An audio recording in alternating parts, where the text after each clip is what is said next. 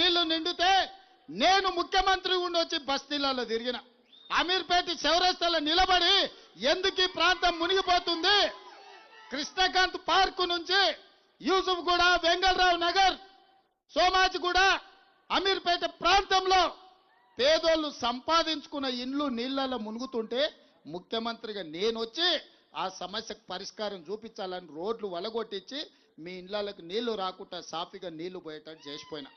Municipal మంత్రిగా ఎన్నడన్నా వచ్చిండా? గాలి మోటార్లో తిరిగిండు, బెంజ్ కార్లో తిరిగిండు. ఇవాళ మాత్రం రబ్బ చెప్పులు వేసుకొని ఆటోలలో తిరుగుతుండు. ఆటోలలో తిరిగి ఏం చెప్తుండే? ఇవాళ ఆడబిడ్డలకు బస్సు రద్దు చేయమని చెప్తుండు. ఇంతకంటే దుర్మార్గుడు ఎవడన్నా ఉంటాడా? అందుకే వాళ్ళని బిల్లా రంగాన్ని దొంగలతో పోల్చిన. మీరేమంటారు సోదరులారా? బిల్లా రంగాలే కదా. ఆ బిల్లా రంగాలు బస్తీకి వస్తే గిట్ల కరెంటు పోలు చూసి కట్టేయరు. భాష సినిమాలో కట్టేస్తారు కదా, గట్ల కట్టేసి కరెంటు షాకు వెట్టూరి. 10 ఏళ్ళు చేసింది ఏందో చెప్పమని అడుగుర్రి.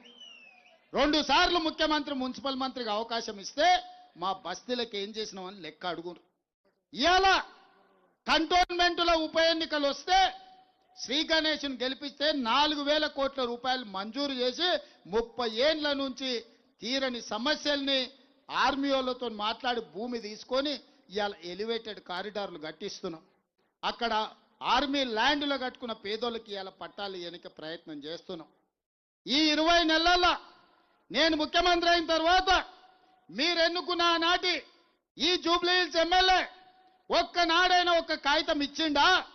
మా జూబ్లీహిల్స్లో సమస్యలు ఉన్నాయి, మా సోమాజిగూడల సమస్యలు ఉన్నాయి, మా వెంగళరావు నగర్లో సమస్యలు ఉన్నాయి, లేకపోతే మా బోడబండల సమస్యలు ఉన్నాయి, లేకపోతే మా యూసుఫ్ గూడల సమస్యలు ఉన్నాయి, లేకపోతే మా షేక్పేటలో మా మైనారిటీ సోదరులకి ఏమైనా చేయమని ఒక కాగితం ఇచ్చిండా? కాగితం ఇవ్వకపోతే ఇవ్వకపోయిండు. ప్రతిపక్ష నాయకుడిగా, ప్రతిపక్ష ఎమ్మెల్యేగా అసెంబ్లీలో ఎన్నడైనా ప్రభుత్వాన్ని అడిగిండా? ఎన్నడైనా ప్రభుత్వాన్ని అసెంబ్లీలో నోరు తెరిచిండా? మరి ఇవాళ ఈ 2 నెలల్లో దాదాపుగా 300 నుంచి 400 కోట్లు ఈ బస్తీలలో ఇవాళ పనులు మంజూరు చేసినాం. పనులు జరుగుతున్నాయి. రేపు భవిష్యత్తులో మీ బస్తీలు బాగుపడాలంటే మీ తరఫున మాట్లాడేటోడు, మీ సమస్యల్ని పరిష్కరించేటోడు, మీ ఇండ్లలో ఉట్టి పెరిగిన బిడ్డ నవీన్ యాదవ్ని ఎమ్మెల్యేగా గెలిపించండి. ఏ చిన్న తప్పిదం చేసినా వాళ్ళు కన్నీళ్లు పెడితే నమ్మకండి. ఇవాళ కన్నీళ్లతోని మనల్ని మోసగించాలనే ప్రయత్నం చేస్తున్నారు. ఇవాళ అవతల పక్క నిలబడ్డ కుటుంబం పట్ల నాకు సానుభూతి ఉంది. వాళ్ళకి ఏదైనా సమస్య ఉంటే